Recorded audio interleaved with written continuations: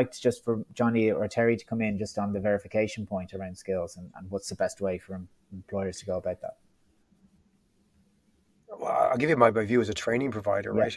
I think we've established how to do this. We have behavioral interviewing that can test, have you done this in the past, and can give you a fairly good idea of someone's past experience. Applying a skill, for example, I think you can do situational interview questions, which can set up, can you demonstrate it to me? And it's even easier with AI, for example, to come up with those scenarios and tests. The testing software is easier for hard skills, right? Don't get me wrong, to test them than it is for soft skills. Soft skills are the ones that most people find most difficult. So I think it's very doable, and you don't need a massive budget. Again, even if you look at some of the hard skilling solutions that you would have to pay lots of money for, you can go to ChatGPT and you can build a pretty decent test for any hard skill, and it will come back with a test or a Mm-hmm. scenario. And with a bit of effort and work, you can, at any size of a company or hiring a team, you can do that. We've been lazy in how we've hired, traditionally. Again, I mentioned these proxies that we use, and I'd agree with you, Terry. That a lot of the proxies are kind of useless. And I think now you're saying the same things in times that having a degree or qualification something does not necessarily mean you can do the thing. It depends is the Mm-hmm. complex answer, right? So I think testing and better assessing of candidates is required with this mindset. But that's great Mm-hmm. because we are typically quite poor. I imagine, Terry, in your situation, you've had hiring managers who say, "Oh, listen, we're Salesforce. Our competitors are X, Y, Z. Mm-hmm. If they've done that Yeah. job in that other company, they're probably grand for Salesforce." And that's a really bad way of hiring.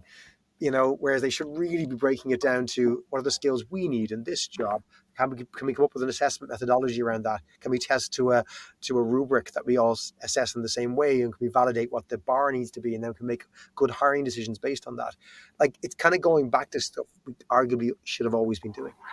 Yeah, and of course, then there's brings in bias, and it brings in objectivity, which or subjectivity, which I think can be very dangerous in a hiring process, particularly in today's environment where you have to be fair, you have to be equal, and assessing skills, to your point, is hard, particularly if you're using things like storytelling.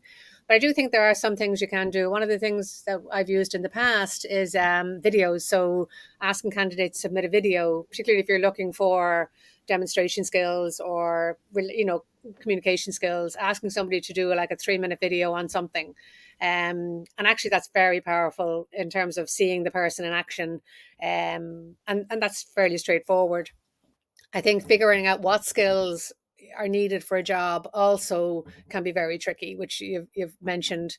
But I think you don't have to think of every skill. And I'd say for employers thinking about this now, I think take your top 3 or 4 or 5 skills that you need for a particular role.